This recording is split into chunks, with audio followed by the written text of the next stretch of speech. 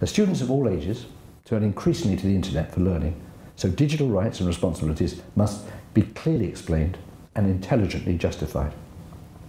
I continue to believe there's still a great deal of mileage to be gained in exploring the trade-off between curricular activity around the concept of practical applications of rights and our ability as an industry to empower teachers to use film in compelling ways to teach this and indeed other subjects.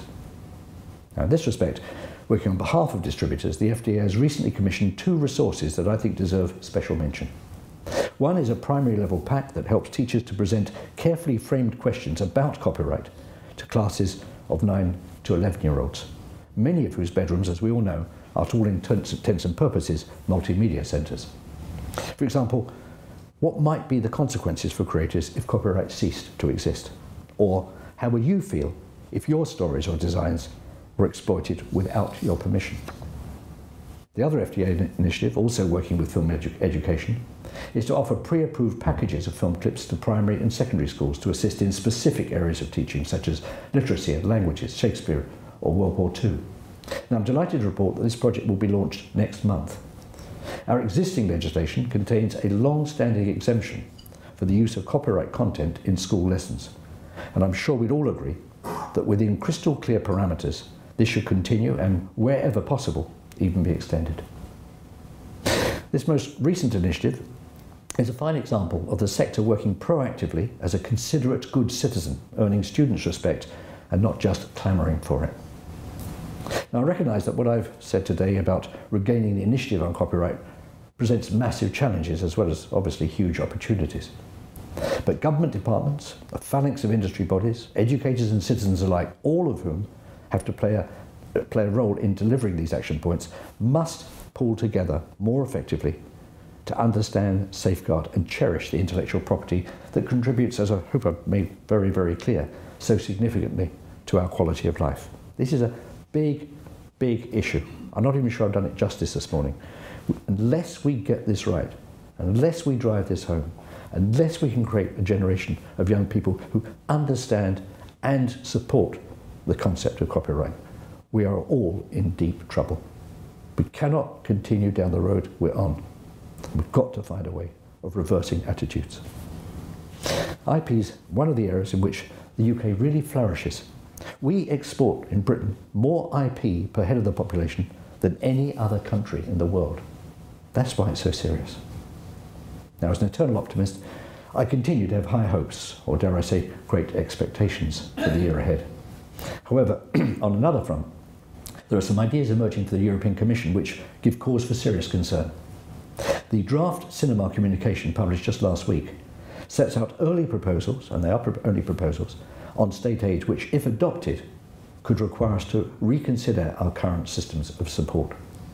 The UK has been extraordinarily successful in attracting inward investment. And this has contributed to a flourishing film culture as well as real jobs and real growth. The UK will need to do everything it can to ensure that we have a state aid regime that continues to support British film culture and the audiences for British film, just as it's done over the past several years. Equally, the ideas floating around in other Commission papers, which could result in moving away from a system for licensing rights based on national borders to one based on a single market, would be equally likely to disrupt the very fragile ecology which at present accommodates the diversity of films and indeed local tastes across the whole of the European Union. And before I finish, here's one more caveat to my optimism. Distributors realise that they can't afford to be complacent because, to all intents and purposes, they start from scratch with every single new release. For exhibitors, a byproduct of digital is that their screens can now be operated by theatre management systems. Permanent crews of projectionists are no longer needed. In fact, many of the best of them have already departed, leaving an empty seam that used to be filled with technical, sometimes even passionate know-how. I was familiar with at least a dozen really fine projectionists in London who were as passionate about film and as passionate about the culture of film as anyone in this room. Yet it's vital for the cinema's continued well-being that the brightness and the sharpness of each and every theatrical presentation remains superlative, in line with the filmmaker's intentions and an ever more discerning audience's entirely legitimate expectations. I know many exhibitors take enormous professional pride in the quality of their customer service and the manner in which their films are screened for audiences. The finest examples of the craft can and indeed should be identified and encouraged and rewarded.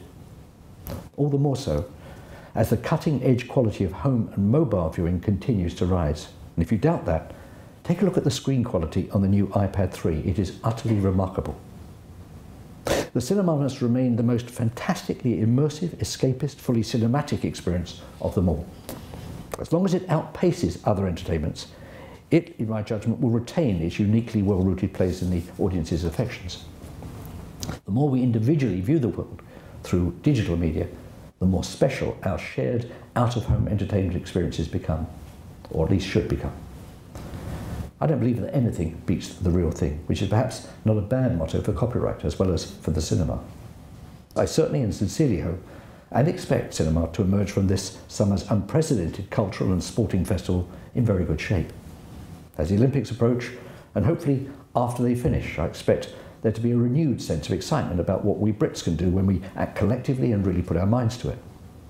You may already have seen live examples of the great advertising campaign designed to promote British creativity, culture, heritage and technologies with which we intend to welcome the world here in 2012. So to highlight homegrown film releases, the FDA took the initiative of partnering up with DCMS and the ad agency Mother London to create a digital compilation within the fold of this great campaign. It showcases the British stars and stories coming, or in one or two cases, returning to the UK cinemas throughout 2012. The montage of clips embraces an ambitious selection of films from Gambit to Prometheus, from The Pirates to Anna Karenina, from The Dictator to The Hobbit, along with 30 or so others. So I'd like to close by playing what for me is a real feel-good trailer, bursting at the seams with British talent and ideas that will hopefully resonate worldwide.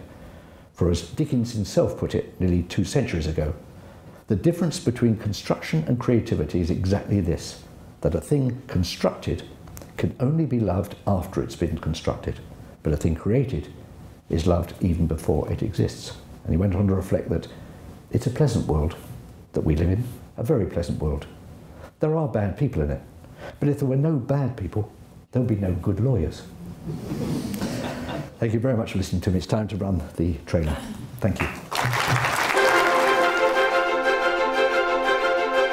Welcome to a new golden age. I'm going to show you something that will take your breath away. Of great British cinema.